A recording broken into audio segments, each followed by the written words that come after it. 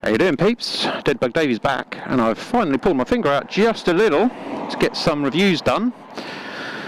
I'm on my way to Aylesbury-ish. I've just come from Brian Gray's, and at the moment I am on the brand new but also very old Yamaha fjr1300. I think this is an AE. Is that what it's called? I don't know. It doesn't actually say it on there. But anyway, this is the top of the level, top of the range for this bike with the cornering lights, which are here. LED cornering lights, electronic suspension, all that sort of gubbins. Yeah. I used to have one of these bikes and I absolutely loved it. I didn't have it as long as I was hoping to. It was getting on in years, but the engine on these is an absolute peach. They run so well. This one, which is a lot different to my one, well, not a lot different, but even the fact that it's now a 6-speed gearbox and not a 5-speed, even that makes a big difference. Yeah, I was always looking for another gear. So anyway, so the question is a bike like this, I think this is £16,000 or £16,500 for the AE or special edition or whatever you want to call it. Is it worth that? It is a lot of money, but I've only just ridden it a little way, and it is, I'll show this on video obviously, but the engine is so lazy. Like you can be so lazy with it. There's other videos of people riding bikes like these, and I'm not going to mention any names, but they'll say, you know, you could do 30 mile an hour in third and the engine doesn't struggle. I was just doing 22 in this in fifth and it still wasn't struggling. 30 mile an hour in third, no big capacity engine should struggle at that sort of speed. So, but this one was on a different level. I'm not sure of the capacity of this. I was kind of just handed this over. I don't know if you can see that. There's a nice little cubby hole I've opened up there. Put your change wallet in, whatever. That only opens when the bike's turned on. Like now, it won't open. Seating position wise, it is so comfortable. It is really, really nice. Mirrors are lovely, really wide, really big, very clear. There's no vibrations, like nothing at all. I'm 6 foot and I am flat foot in both feet with my legs actually kind of bent. So you'll flat foot the bike easily. But I'm not sure what it is. When I'm trying to change gear, my foot seems to hit something. I think it's something on my boot is hitting something. I don't know what it's hitting, but my boot is hitting something.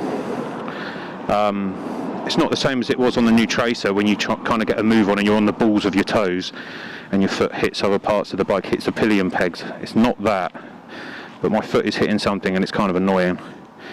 Yeah, I wanted to take the seat off, but I can't actually find where the key is. I've looked down the sides and I've looked underneath, but I can't find it, which is kind of annoying.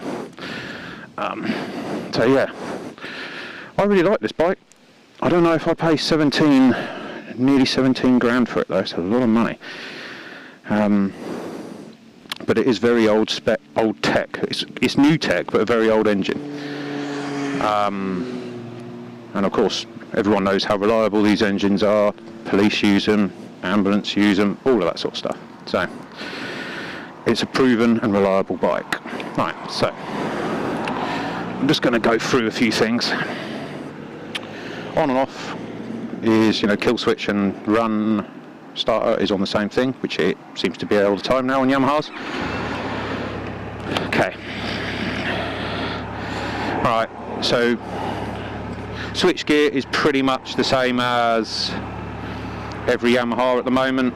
You know, mode down here. No, sorry, that's hazards. There's the throttle mode there. I had it on sport. If you look there, it's T. You just push that to the left, and then that's S and T. So that's sports and touring. Got cruise control there, which then is indicated by a little switch, little light there. And you resume and set it from there. You've got your indicators here, high and low beam, and you know, passing. This is, I'll explain that in a minute. That's obviously resume and set. And there's a mode button, which is normally the flashlight. And if you look up here next to the neutral, right, there's a suspension. Then you have suspension also, which is like how many people and luggage or whatever you got on the bike. and then you've got heated grips, and then it goes back to normal. So when it's on normal, up and down on this just changes all of the settings on the screen that you can see, which is the same as many Yamahas. Press it again, it goes to screen, and then up and down on this automatically does the screen. I've realised with it all the way down 30 mile an hour, you get a lovely breeze around you, even with the visor open. All the way up with the visor open, it allows a lot of air in, but it's not too much. You can still ride along at 50 mile an hour with it all the way up, so that's very nice. Press it again, and as I said, it goes to suspension, and then you can go up and down, and as you can see it says soft. Press it up, and then it's standard, and then it's hard.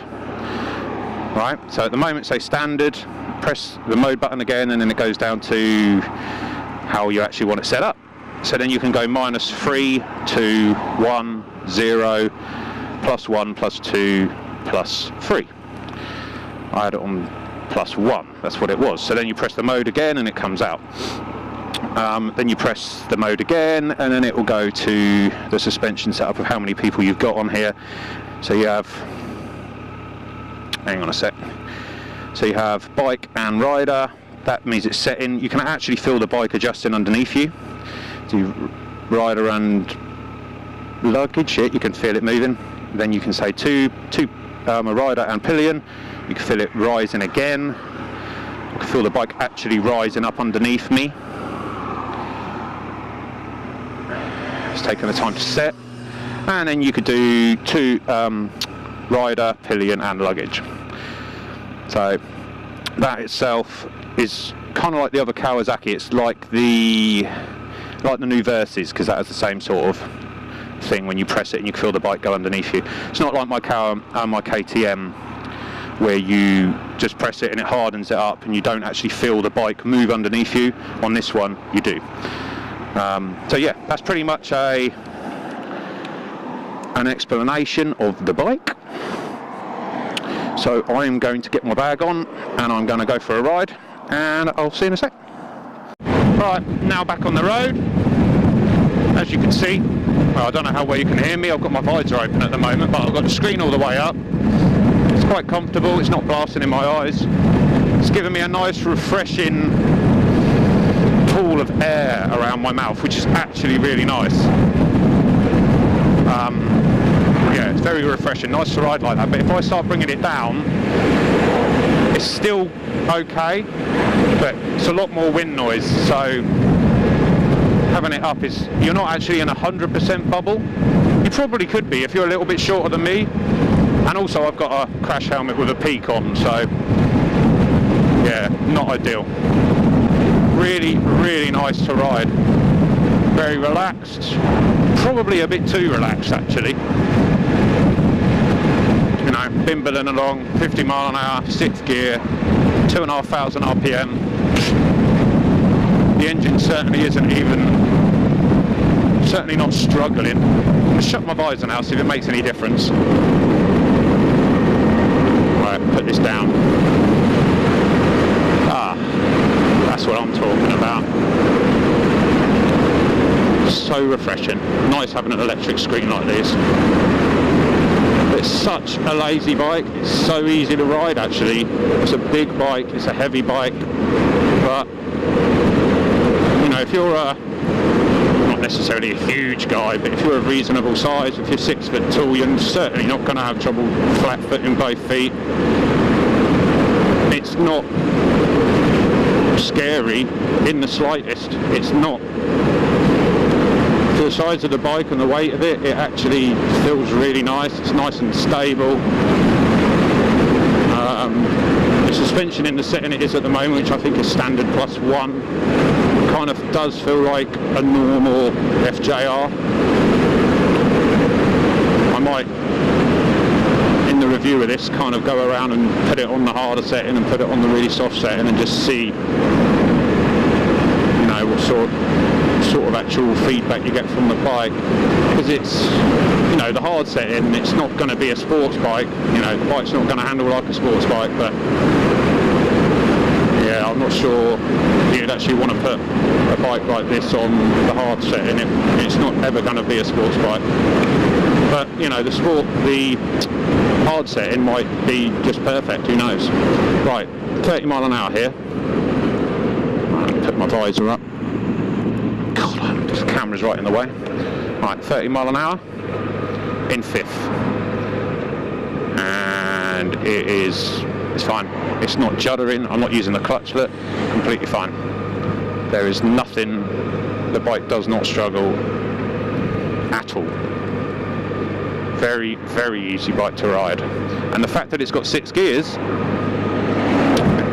it sounds a bit stupid, but when you've actually owned one of these and all you ever did was look for 6th gear, it makes complete sense. And the fact that it didn't have it before always kind of annoyed me, and the fact that it's got it now is actually really good. In fact, let's have a look. Right, so I'm now in 6th gear, doing 30. It's fine. It's certainly not going to accelerate like mad, but it's actually quite a nice, you know, if you're bimbling through town and you didn't, you know, you just kind of wanted to relax, you just, you know, if you twist it on, it's going to accelerate, but it's not going to accelerate excessively quick, but it's certainly not going to struggle at 30 mile an hour in top gear. So that shows you this engine is an absolute peach. Very, very torquey. Very bottom end.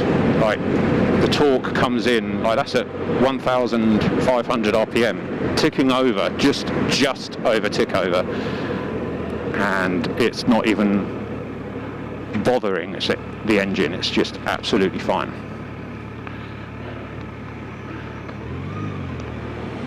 For a big bike, it's very easy to manoeuvre at slow speed as well. It's actually really nice. Feels a bit weird getting back on a bike like this.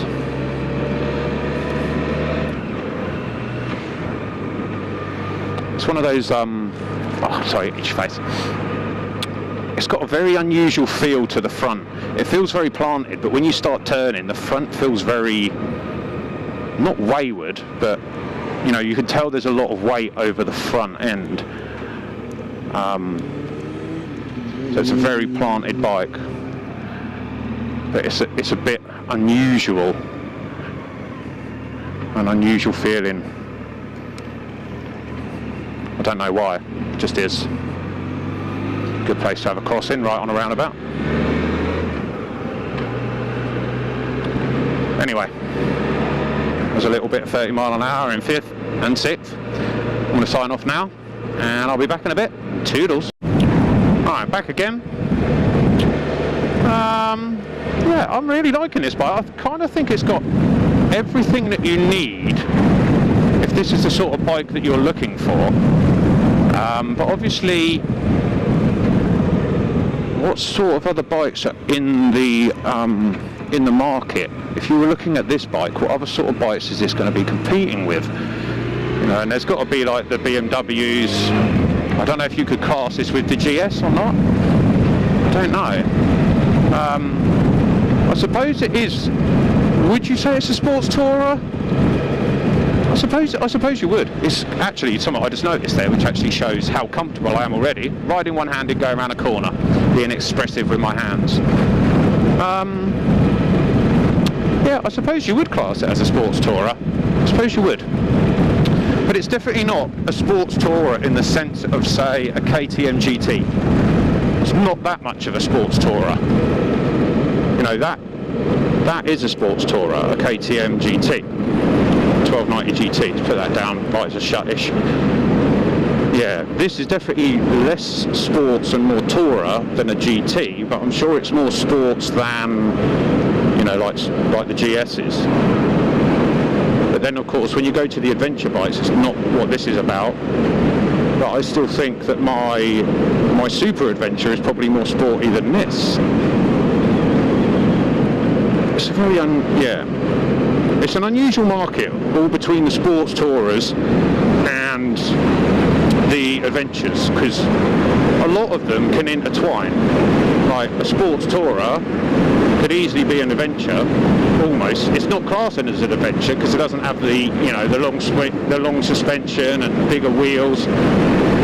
But the Super Adventure is definitely not really what people would class as a adventure bike because of the size of the engine and the power. So it's kind of like a sports like a super sport adventure or something like that. It's not really a super adventure, it's a super adventure sport or something like that.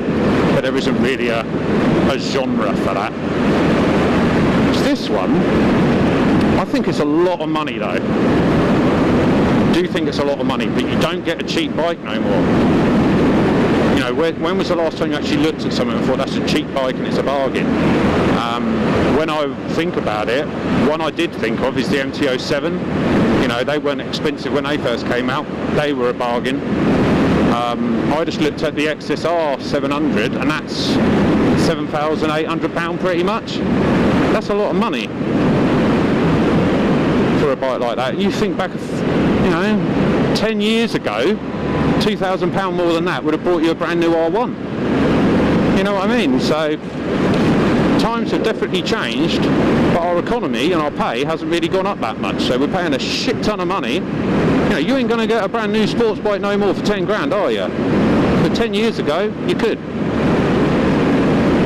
But anyway, going back to this one, 16 and a half grand. I think it is a lot of money.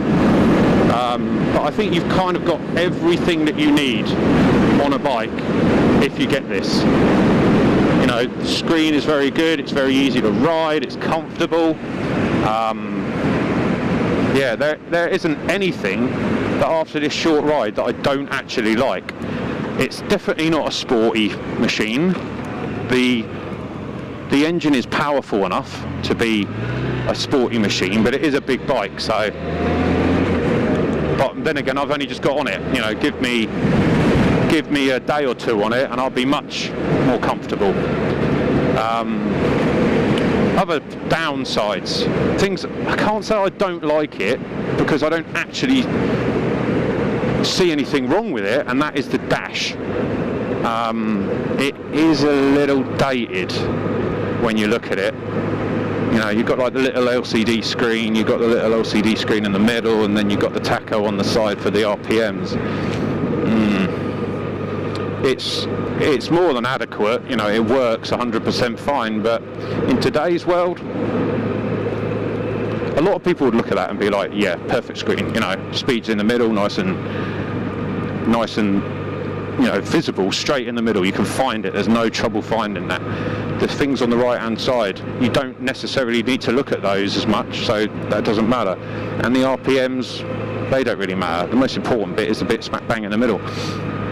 But in today's world, everything's kind of going TFT, and this just looks kind of outdated. And in certain areas, I noticed it today when the sun, like you go under like the, you know, go in the shade, and it's still visible, but it's certainly not that visible, the actual speed thing, because I've got like my internal visor down, so it's like wearing sunglasses, and yeah, it's not that good.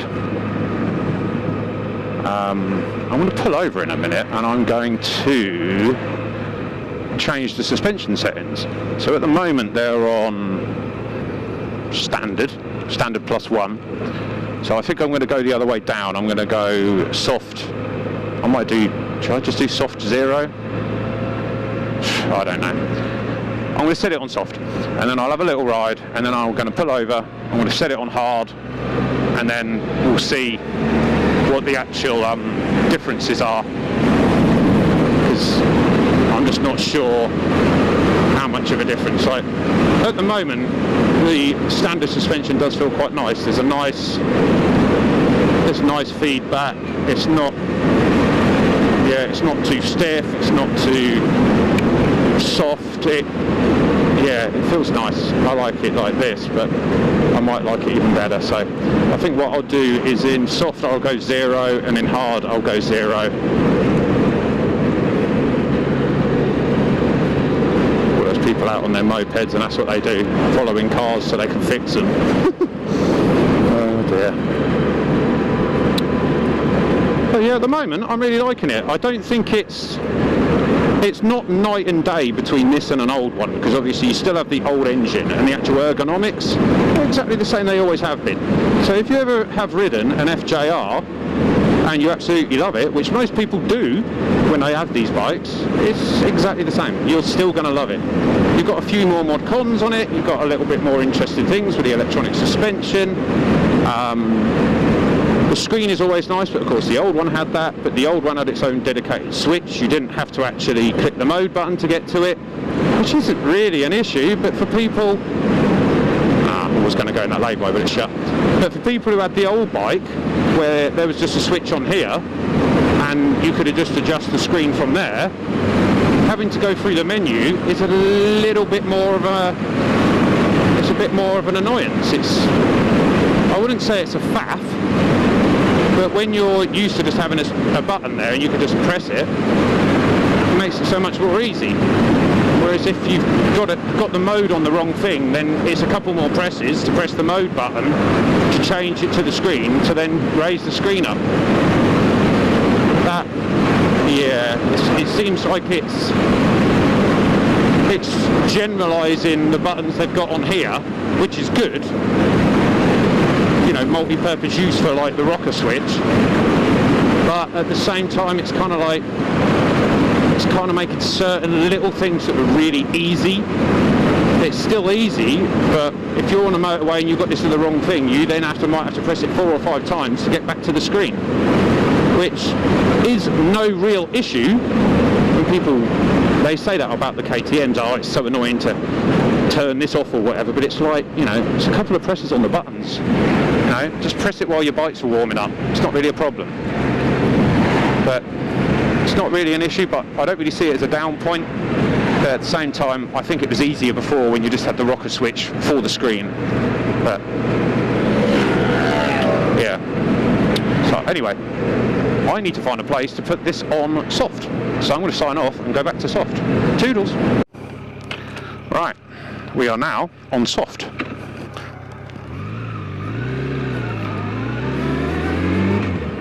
Soft 0. So I still have soft -123 and soft +123, but I'm not going to mess around with those. I shouldn't have pulled in this junction. I don't really like this junction. I've also realised what is annoying me on my foot, and it's the shape of my boot, because it's got like a little heel thing. It's the shape of my boot, the back of it is hitting the centre stand, like the lever for that. So that's kind of annoying me, but again, that could be my riding position, the size of my feet, my boots. You know, you may never ever experience it, so right, soft. How does soft feel? Feels very nice. Oh, the poppies, nice. Feels very smooth actually, riding along here. The last time I came down here I was on my H2, so I certainly can't compare the suspension of that to this. I've come down here quite a few times on my Super Adventure, and yeah, it's been very, very comfortable. But I have a funny feeling this is actually riding a little bit better, especially in a soft setting. Comfort-wise, along a bumpy road, it's actually very, very nice. But then again, it's a big old heavy bike. It's almost flattening the lumps and bumps. But yeah, I like it.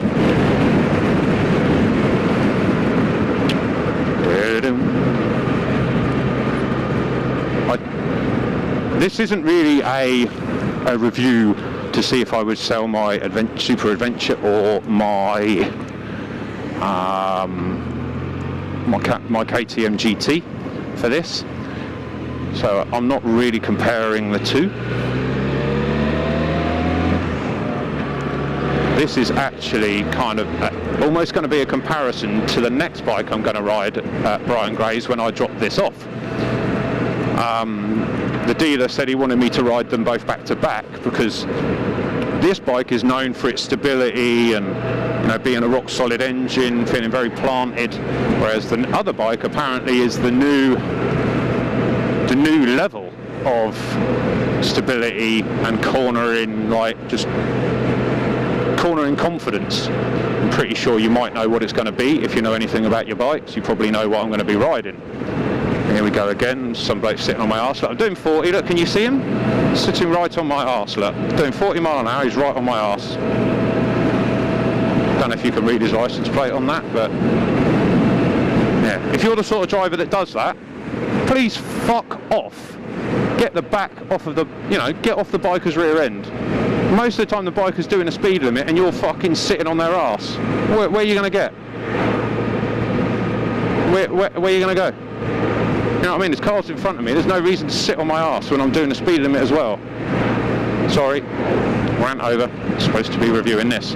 But that annoys me. I'm a red-blooded Scorpio male, and people like that I just want to pull over now and just pull him out of his car. Weather like this just annoys me and makes me angry. So people that drive like that, yeah, it seems to happen more now in the sun. More people are just dumb and that's what they do. Just sit on bikers' backsides because they think you should be speeding because you're on a bike. See, it doesn't feel bad through here. There's I wouldn't say it's a delay, but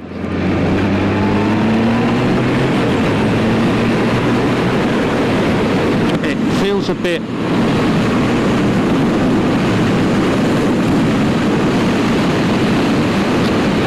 I don't really know how to explain it. It feels a bit. It's definitely not a canyon car. It's definitely not a bike. It handles very nice for its size, and it's very comfortable. It's very confidence-inspiring. But like mid-corner felt very nice. Turning into the corner, it requires a little bit more input. It's not a bike that you can. It's not a bike you can just. Like, it's not telepathic. When you get on some bikes, like say even on my Super Adventure, when I ride that, it is very.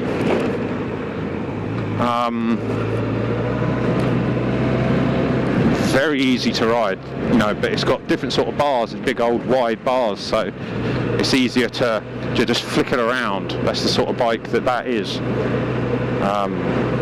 So yeah, so I'm not going to compare this to my bikes, but mind you, I've ridden that for nearly 4,000 miles now, and this I've ridden for, you know, 50 well, not even 50, probably 30 or 40 miles. So yeah, I'm going to sign off now. I'm going to go down one of these side roads, and I'm going to probably do another little walk around. Well, I'm not going to start riding it back, but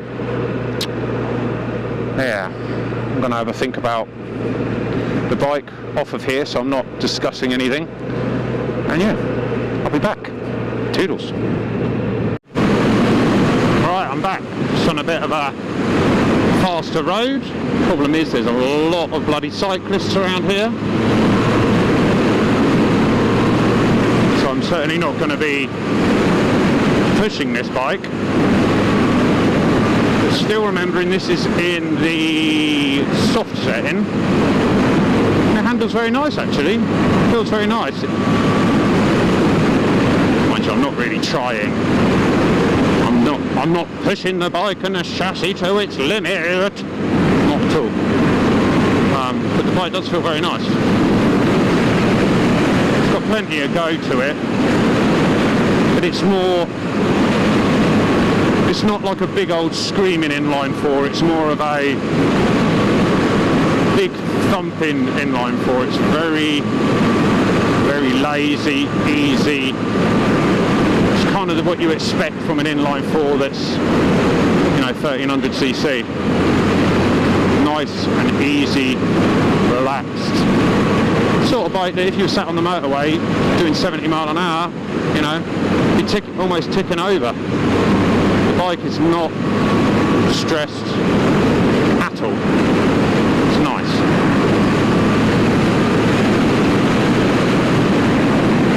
Brakes feel okay.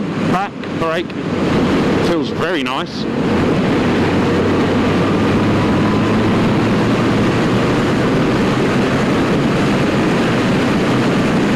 Front brake, pretty good too.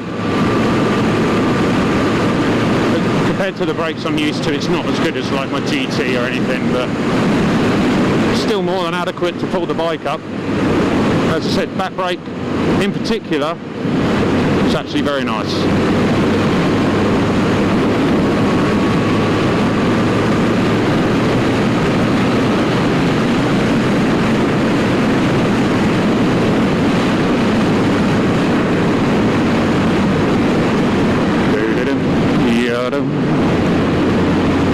Another thing I forgot to say about this bike, obviously if you know about FJRs, you know they have shaft drive, which if you're used to other bikes, it's not really an issue. It can feel a bit weird at times, but nothing unusual. It does feel a little bit different, but nothing that's gonna make you think, oh my god, oh my god, oh my god, what the fuck is it? It's not like that. But it does add almost, I don't know, I think the engine and the shaft drive are a perfect match for a bike like this, because the engine isn't aggressive. It's very, it's fueled really, really well. There is no sudden, hang on, oh fucking hell, my thing's just popped out. Hopefully that's popped it back in. There's no sudden surges from the bike. It's very smooth, it's buttery, really buttery. And I think that's gonna help it, when the engine's nice and smooth and buttery, and it's got the shaft drive, which is obviously very direct compared to a chain.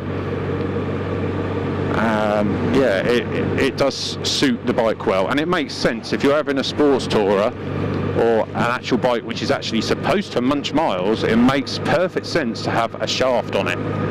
That sounds really pervy, but it does. The bikes I've got chains, sometimes you do 1,000 miles on it and your chain gets slack, and then your gears feel horrible. Your gear change feels horrible. Yeah, and that can be really annoying when you're out and about, because sometimes you haven't got like a 36mm socket or something like that. I know you should take it with you, but it's very easy to forget. Whatever, 36, 34, 32, 40, whatever mil it is, it's quite easy to forget the socket that you need. And the under seat toolbox, it has the little, normally the thing to crack it off, but the tool itself is so crap, not even worth it. So then you end up searching around for a bike shop that you actually can borrow their toolbox. Yeah, I really like it actually. Shut my visor, put the screen down. Yeah, I like the bike, it's very nice.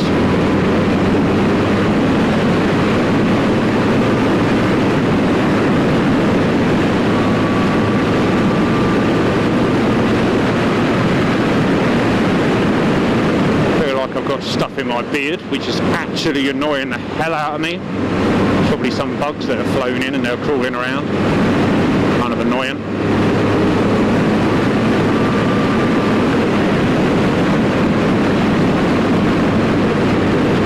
Yeah, definitely something crawling in there. Yeah, the handle's really nice actually, even considering that it's actually on its, well, it's not on its softest setting, because you've obviously got soft -1, 2, 3, which will be softer than the setting I've got it on, but I've got it on the soft setting, and it handles very nice. Feels very nice, I like it. To be careful around here, there's always cyclists.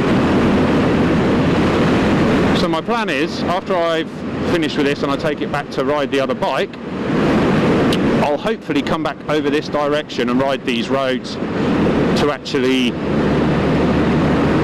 see the difference between the FJR and this, FJR and the other one, because I want to see the differences, because the other one I'm really skeptical about. I don't know if it's going to be as good as they say it is. I'm open-minded about it, but at the same time, I'm not sure if I'm believing the hype. So, yeah, we will see. I'm not the sort of person that believes in hype. I don't believe in, you know, when someone says to me, "Oh my God, it's the best handling bike I've ever ridden." I don't really believe all of that stuff, because everyone's riding style's different, your weight's different, you know. Yeah, I'm the sort of person as well, if I'm not in the right frame of mind, I prefer bikes like this, where I can just chill out, but it's actually fast if I want it to be fast. Whereas if you're just, say, on an R1 or a Panigale or an S1000RR or my H2, I don't ride my H2 if my mind's just a tiny little bit feeling I'm not in the mood for it.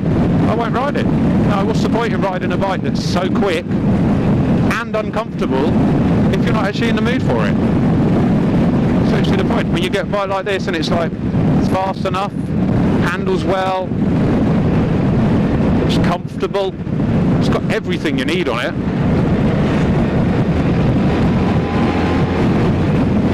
Yeah, it's really nice. It's a really nice bike. So yeah, anyway, I'm going to pull over. And what I'm going to do is put this on hard. Right, let's lift this up, and then I'm going to head back that way. Or shall I? No, I'm going to go that way. I'm going to go further. Right, so you press the mode button, look, and then it goes do. Suspension still like power rider only. Where am I? I've gone past it. Right, screen, then suspension, then you press down and it says soft, then you go up to standard, up to hard, press mode again and it's 0, so we are now on hard, I believe. Yeah, now on hard. And then, as I was saying, like the passenger thing, and then after that, heated grips, and then it's just up and down on that to turn the heated grips on and off. And then back to the menu, and then back to the screen. Okay, cool. All right, I'm signing off for a little bit. I'm going to ride down here, and I'll be back. All right, I'm back. Now I've got the cruise control on, which, as I said, is the button down here. And then you have that rocker switch for the set and resume there. So say you're going along doing 45 and you set it, and then you can go up and down on these to actually gain speed and lose speed. I can't see it actually on the dash, but this is what I mean, where it's like that. I don't know how well you can see it, but it's a little bit meh. I can see it, but it ain't great. Suspension is now on hard. Do I notice a massive amount of difference? I'm not sure I do, to be honest with you. Actual just riding along, I would say no. Right, so look, national speed limit doing 49. If I press this a few times, see that I'm accelerating.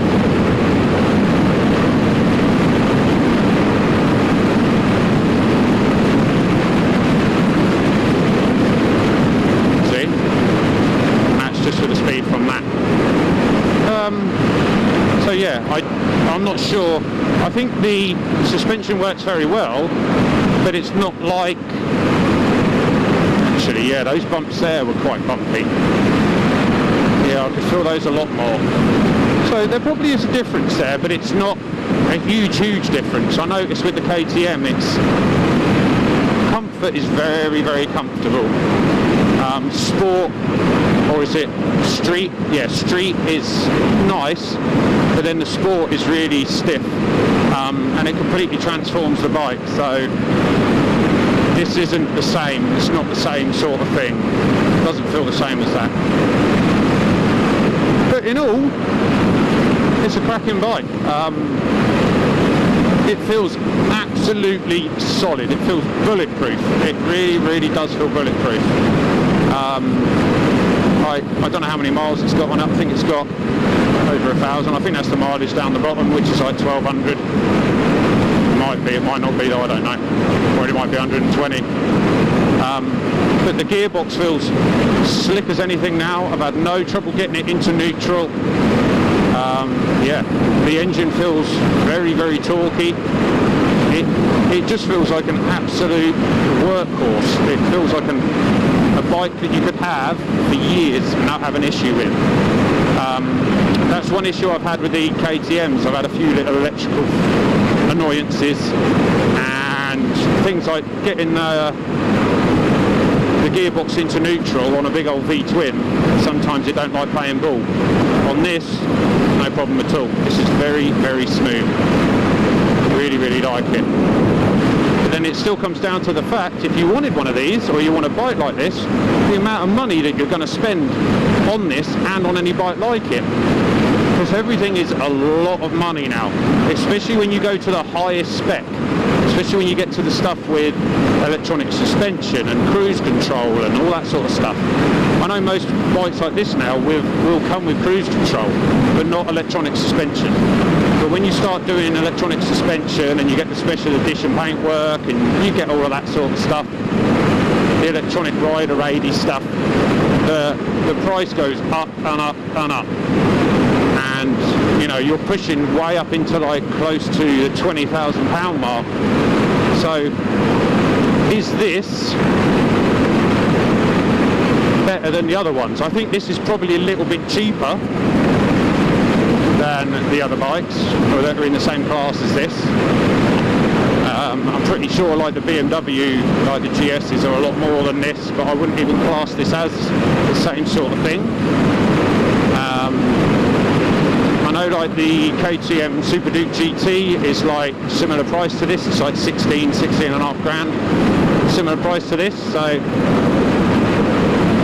I would say this is more comfortable and definitely a lot more tourer. And the KTM is definitely more sport. The riding position is definitely more sport. So that you can kind of class in a similar genre, but they're not the same because they are two very different bikes. Yeah, I don't really know how many bikes you'd put in the same class as this, because they're not, the ones I'm thinking of just aren't really the same as this. I suppose things like the VFR, I haven't really thought about that, but bikes like the Honda VFR, it's the same sort of thing as this, where it's got like it's a touring bike with sporting tendencies, and that's what this is, and that's what the VFR is. I don't know how much the VFR is, but I would wager it's of a similar price to this. Yeah, I would probably have this over the VFR. I don't think the VFR is as nice looking as this. It's a V4 though. The V4's a really nice sounding engine. I think the new VFR's a V4, but they used to be. I don't know if they still are. Yeah, I'm sure they're both really good bikes. I'd probably choose this. I'm not really a Honda man. So yeah. So anyway, at the moment, I'm just going to do a little bit more of a ride, then I'm going to pull over and do like a final thought, and then I'll take this back and then get ready to ride the other bike. So as I'm on the bike, thank you to all my recent subs. I've had a few since I went over the Isle of Man, which is really cool. I explained in my other video, which is called like, Davey, where have you been? And then it's like, I've been riding my H2 actually. I explained in that why I didn't do any onboard footage of the TT, which is a bit of a bummer, but everything's okay. But you know, some of these things happen and you cannot help them, so you just have to work with what you're dealt. Yeah, the bike definitely handles better actually, as I just noticed, handles better on the hard. Yeah, anyway, back to, thank you to all the recent subs. I really appreciate it. Thank you to all my subs that are still with me. I'm not exactly big time yet. I'm close to 500, I'm not far off. Slowly but surely getting there. So yeah, I'm going to sign off and I'll do a final thought in a minute when I get round to a better area. Just coming past On Your Bike here. Always be careful here because there's always normally police that visit. But there's On Your Bike, that's where I normally do my bike stuff from. There's actually not many people in there today. It's unusual. Everyone's out riding. Yeah, anyway, I'm going to sign off and I'll be back. Toodles. Right, I'm back. I'm at the Grand Lodge Green store. I've stopped over here before at Wadston. This is just after On Your Bike. I thought while I'm here, I would show you. This is what's hitting, my foot is hitting there. So as I'm going there and I'm changing gear, the back of my boot is hitting that. Kind of annoying. Nothing major, but kind of annoying. I still don't know how the hell you undo the seat. I don't know. So, anyway, I'm pretty sure whatever's under there, it's exactly the same as every other fucking FJR. So final thoughts. Really like it actually. Nice looking bike. Still think it's a lot of money for what it is. But I think if you're in the market for a bike like that, you're going to be willing to spend a decent amount of money, and you are getting, I don't know if it's a lot of bike for the money. I don't know, because it's a lot of money and it is a lot of bike, but for the money I'm not sure. I'm sure you could probably get something better for the money, but I'm not sure you'll get something better for the money if this is the sort of bike you're looking for. It's if this is the bike you're looking for, then this kind of ticks every box, because you know it's comfortable. The engine is honestly such a peach. It is so smooth.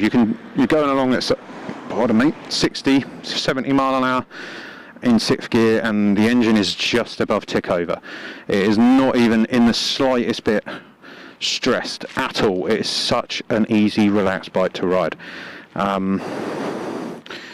Yet rear brake is still a big single piston thing, like it has been for years, and they've always felt very good. Still do. Probably very old tech still. Probably just like the engine actually, but I think this is sorry, my eyes are itching. Oh, yeah. I think this is still a case of if it ain't broke, why fix it? Take my bag off while I'm here.